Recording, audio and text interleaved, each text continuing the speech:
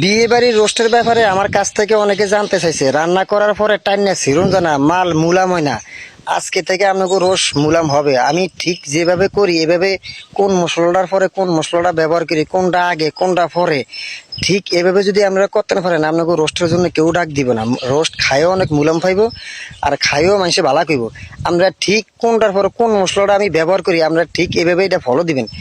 দেখেন আমি কিভাবে করি। এভাবে যদি আপনারা রোস্ট করেন তাহলে কোনোখানে আপনার করে খায়া কেউ ডাক দিব না, রোস্ট শক্ত আর হইব না। এইভাবে রোস্ট করবেন, কিভাবে কোনটার পরে কোনটা কোন মশলাটা আমি ব্যবহার করি। আর আমার রোস্টটা ফাঁক করেন একটু ব্যতিক্রম, আমার মতন অন্য কোনো বাড়তি ফাঁক করো না। আমি কিভাবে ফাঁক করি আপনারা আমারটা ফলো দেন। এভাবে দেখে যদি আপনারা রোস্ট ফাঁক করেন আপনাকে রোস্টে কোনো সমস্যা হইব না, খাইও মানুষে মুলাম কইব। আর টাইন্য যে অনেকে রোস্ট ফাঁক করলে রোস্ট টাইনে শিখতে পারে না, আজকে এইভাবে করেছেন দেখবেন আপনাকে রোস্ট দেখতে অনেক ডক দেওয়া যাবে, কালারও অনেক ভালো হইব।